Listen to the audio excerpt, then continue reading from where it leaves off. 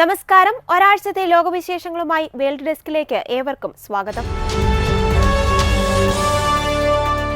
US പൗരന്മാരുടെ വ്യക്തിവിവരങ്ങൾ അടങ്ങിയ treasury വകുപ്പ് രേഖകൾ ശേഖരിക്കുവാനുള്ള മസ്കിന്റെ നീക്കത്തിന് തിരിച്ചടി.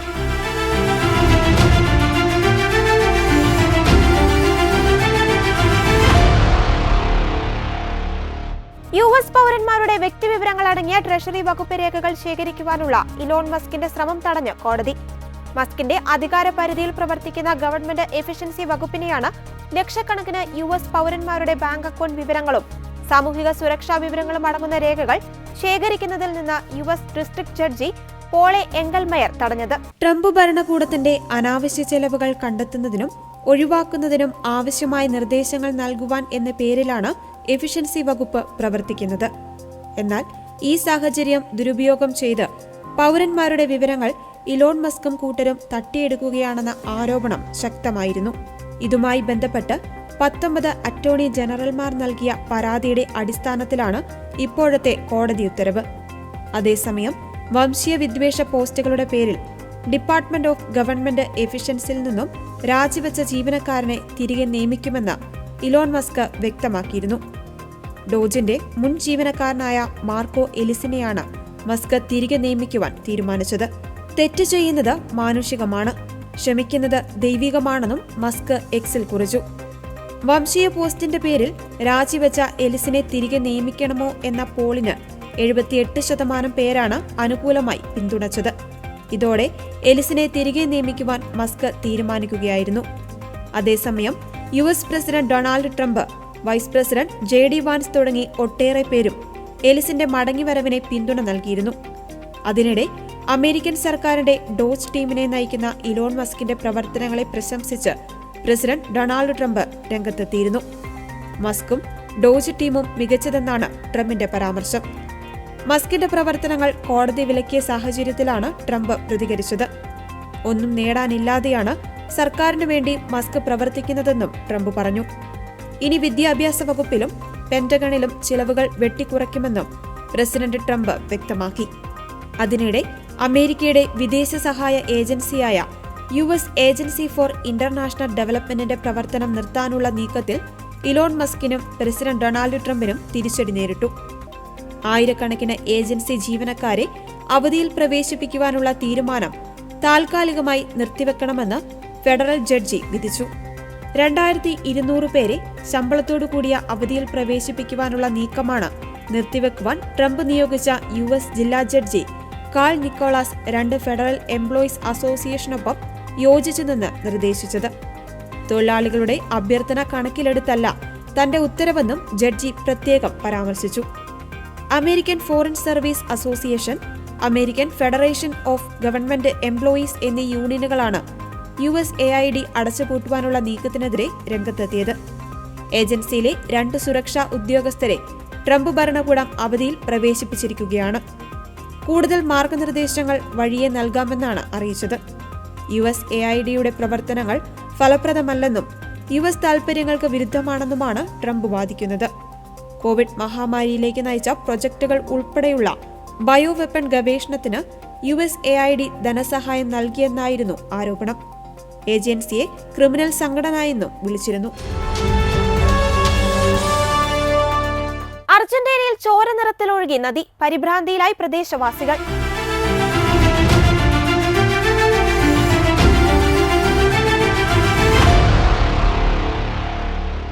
അർജന്റീനയുടെ തലസ്ഥാനമായ ബ്യൂണസ് അയേഴ്സിന്റെ പ്രാന്തപ്രദേശത്തുള്ള ഒരു നദിയുടെ നിറം ഇത്തരത്തിൽ പെട്ടെന്നാണ് കടും ചുവപ്പായി മാറിയത്. നദിയിലാകെ രക്തം പടർന്ന പോലെയാണെന്നാണ് പ്രദേശവാസികൾ പറഞ്ഞത്. ഇതിന്റെ ചിത്രങ്ങൾ ഇപ്പോൾ സോഷ്യൽ മീഡിയയിൽ പ്രചരിക്കുന്നുമുണ്ട്. നദിയിൽ നിന്ന് ദുർഗന്ധം വമിച്ചതായാണ് പ്രദേശവാസികൾ പറയുന്നത്. ബ്യൂണസ് അയേഴ്സിൽ നിന്ന് 10 കിലോമീറ്റർ അകലെയുള്ള അവലനഡെ എന്ന പട്ടണത്തിലാണ് സംഭവം. രാവിലെ എഴുന്നേറ്റപ്പോൾ എല്ലായിടത്തും ദുർഗന്ധമായിരുന്നുവെന്നും ഇതോടെ ആശങ്കയിലായെന്നും പ്രദേശവാസിയായ മരിയ ഡുംകോസ് AFPയോട് പറഞ്ഞു. നദിയൊരിക്കലും ഇങ്ങനെ കാണപ്പെട്ടിട്ടില്ലെന്നും അദ്ദേഹം കൂട്ടിച്ചേർത്തു. നദിയിലേക്ക് മാലിന്യം തള്ളുന്ന ഫാക്ടറികൾക്കെതിരെ കർശന നടപടി വേണമെന്നാണ് നാട്ടുകാരുടെ ആവശ്യം. നദിയുടെ നിറം മാറ്റത്തിന് കാരണമെന്തെന്ന് കണ്ടെത്തുവാൻ സാമ്പിൾ എടുത്തെന്ന് പരിസ്ഥിതി മന്ത്രാലയം പ്രസ്താവനയിൽ പറഞ്ഞു. ഈ നദിയുടെ തീരത്തുള്ള ടെക്സ്റ്റൈൽ ഫാക്ടറികളിൽ നിന്ന് പുറത്തുവരുന്ന മാലിന്യമാകാം നദിയുടെ നിറം മാറ്റത്തിന് കാരണമെന്നാണ് പ്രാഥമിക വിലയിരുത്തൽ.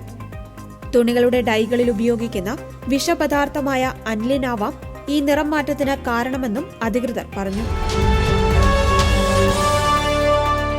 അമേരിക്കയിൽ നിന്ന് ഇറക്കുമതി ചെയ്യുന്ന വിവിധ ഉൽപ്പന്നങ്ങൾക്ക് നികുതി ചുമത്തി ചൈന.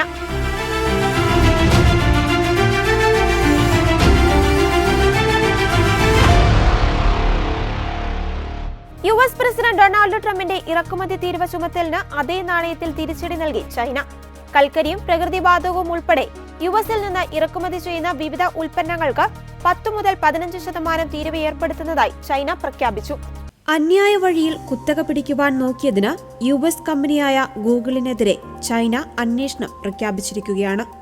യുഎസിൽ നിന്ന് ഇറക്കുമതി ചെയ്യുന്ന കൽക്കരിക്കും ദ്രവീകൃത പ്രകൃതിവാതകത്തിനും ചൈന 15% തീരുവ ചുമത്തും. അസംസ്കൃത എണ്ണ, കാർഷിക ആവശ്യത്തിനുള്ള യന്ത്രങ്ങൾ, വലിയ എഞ്ചിനുള്ള കാറുകൾ എന്നിവയ്ക്ക് 10% നികുതിയും ഏർപ്പെടുത്തും. ഇത് തിങ്കളാഴ്ച നിലവിൽ വരും. യുഎസിന്റെ ഏകപക്ഷീയമായ നികുതി ചുമത്തൽ ലോക വ്യാപാര സംഘടനയുടെ ചട്ടങ്ങളുടെ ലംഘനമാണെന്ന് ചൈനയുടെ സ്റ്റേറ്റ് കൌൺസിൽ താരിഫ് കമ്മീഷൻ കുറ്റപ്പെടുത്തി. ഇത് യുഎസിന്റെ പ്രശ്നങ്ങൾ പരിഹരിക്കുവാൻ സഹായിക്കില്ലെന്നും ചൈനയുമായുള്ള സാധാരണ സാമ്പത്തിക വ്യവസായ സഹകരണം പോലും തകരാറിലാക്കുമെന്നും കമ്മീഷൻ പറഞ്ഞു. ലോകത്ത് ഏറ്റവുമധികം LNG ഇറക്കുമതി ചെയ്യുന്ന രാജ്യമാണ് ചൈന. എന്നാൽ യുഎസിൽ നിന്ന് കാര്യമായി വാങ്ങുന്നില്ല. ആധുനിക സാങ്കേതിക വിദ്യാരംഗത്ത് അത്യാവശ്യമുള്ള ധാതുക്കളുടെ കയറ്റുമതിക്ക് നിയന്ത്രണം ഏർപ്പെടുത്തും.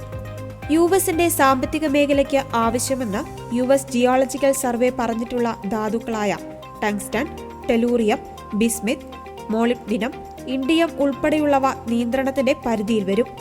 ചൈനയിലെ കുത്തകവിരുദ്ധ നിയമങ്ങളനുസരിച്ച് ഗൂഗിളിനെതിരെ അന്വേഷണം നടത്തുമെന്ന് state administration four market regulation അറിയിച്ചു. ചൈനയിൽ ഗൂഗിളിന്റെ പ്രവർത്തനം വ്യാപകമല്ല. ഗൂഗിളിന്റെ സെർച്ച് എഞ്ചിൻ അവിടെ തടഞ്ഞിരിക്കുകയാണ്. ചൈനീസ് സർക്കാരിന്റെ സെൻസർഷിപ്പ് നിയമങ്ങൾക്ക് വഴങ്ങുവാൻ വിസമ്മതിച്ച് 2010 കമ്പനി അവിടം വിട്ടിരുന്നു.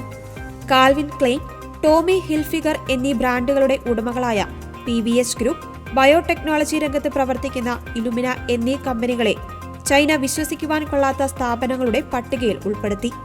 ഈ പട്ടികയിലുള്ള കമ്പനികൾക്ക് ചൈനയിലേക്ക് കയറ്റിറക്കുമതിക്കോ അവിടെ പുതിയ നിക്ഷേപമിറക്കുവാനോ കഴിയില്ല. ആദ്യവട്ടം പ്രസിഡന്റായിരിക്കെ 2018 ട്രംപ് ചൈനീസ് ചരക്കുകൾക്ക് തീരുവ ഏർപ്പെടുത്തിയപ്പോഴും ഇതേ രീതിയിൽ അവർ തിരിച്ചടിച്ചിരുന്നു. ഹാരിയെ നാടുകടത്തുവാൻ പദ്ധതിയില്ലെന്ന് വെളിപ്പെടുത്തി ട്രംപ്.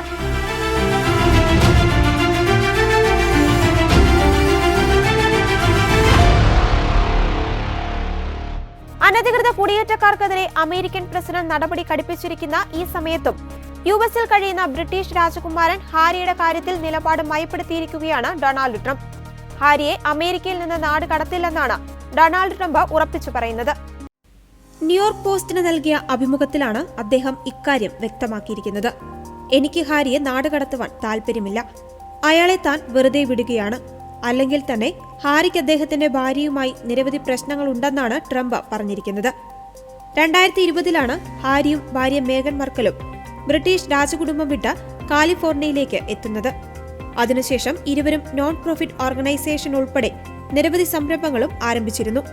എന്നാൽ ഹാരിയുടെ വിസ സംബന്ധിച്ച നിയമപരമായ പ്രശ്നങ്ങൾ നേരിടുന്ന സാഹചര്യത്തിലാണ് ട്രംപിന്റെ ഈ പ്രസ്താവനയെന്നതും ശ്രദ്ധേയമാണ്. ഹാരിയുടെ മുൻകാല മയക്കുമരുന്ന് ഉപഭോഗം ഉൾപ്പെടെയുള്ള സംഭവങ്ങൾ ഉയർത്തിക്കാട്ടിയാണ് ഹെറിറ്റേജ് ഫൗണ്ടേഷൻ ഉൾപ്പെടെയുള്ള സംഘടനകൾ അദ്ദേഹത്തിന്റെ വിസ ആപ്ലിക്കേഷനിൽ ആശങ്ക ഉന്നയിച്ചിരുന്നത്.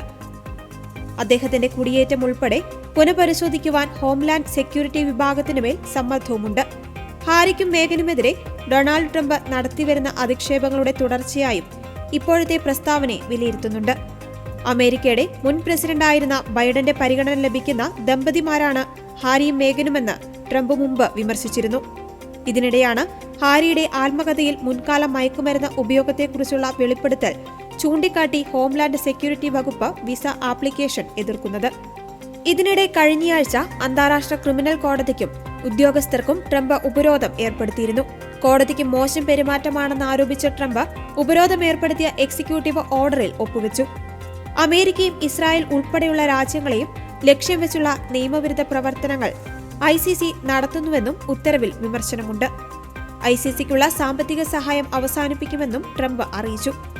ഇസ്രായേൽ പ്രധാനമന്ത്രി ബെഞ്ചമിൻ നെതന്യാഹുവിനും മുൻ പ്രതിരോധ മന്ത്രി യോബ് ഗാലന്റിനുമെതിരെ പുറപ്പെടുവിച്ച അറസ്റ്റ് വാറന്റിനെയും ഉത്തരവിൽ വിമർശിക്കുന്നുണ്ട്.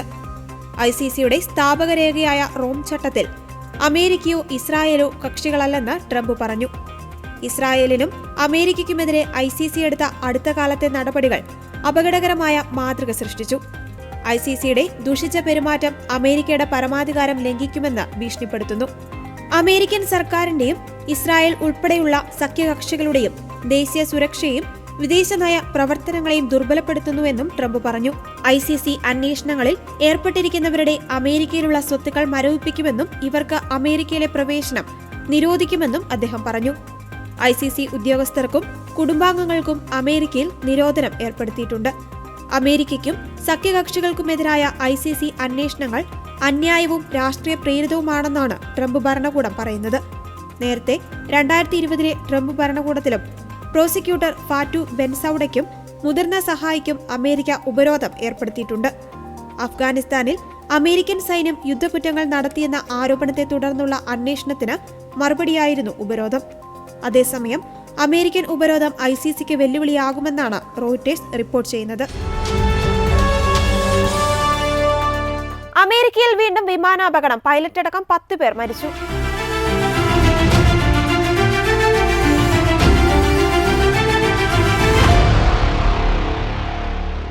നോമിലേക്കുള്ള യാത്രാമധ്യേ അലാസ്കയ്ക്ക് മുകളിൽ വെച്ച കാണാതായ US-ന്റെ ബെറിംഗ് എയർ കമ്മ്യൂട്ടർ വിമാനം തകർന്നു വീണ നിലയിൽ കണ്ടെത്തി.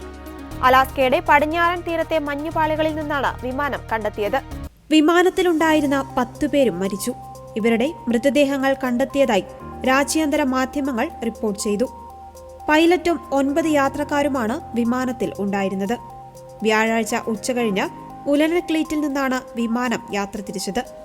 നോമിന് ഏകദേശം 12 മൈൽ അകലെയും 30 മൈൽ തെക്കു കിഴക്കുമായിട്ടാണ് അപകടം നടന്ന സ്ഥലം. US സിവിൽ എയർ പെട്രോളിൽ നിന്നുള്ള റഡാർ ഡേറ്റ പ്രകാരം വ്യാഴാഴ്ച ഉച്ചകഴിഞ്ഞാണ് വിമാനവുമായുള്ള ബന്ധം നഷ്ടപ്പെട്ടത്. അതേസമയം അപകട കാരണം വ്യക്തമല്ല. പ്രദേശത്ത് ചെറിയ രീതിയിൽ മഞ്ഞുവീഴ്ച ഉണ്ടായിരുന്നതായാണ് റിപ്പോർട്ട്. 8 ദിവസത്തിനിടെ US-ൽ സംഭവിക്കുന്ന 3ാമത്തെ വലിയ വിമാന ദുരന്തമാണ് അലാസ്കയിലേത്.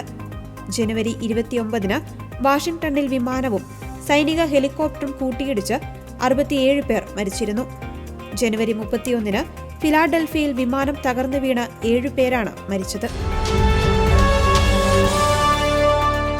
ഇതോടെ വേൾഡ് ഡെസ്ക് പൂർണ്ണമാകുന്നു. കൂടുതൽ ലോകവിശേഷങ്ങളുമായി അടുത്തയാഴ്ച വീണ്ടും കാണാം. നന്ദി.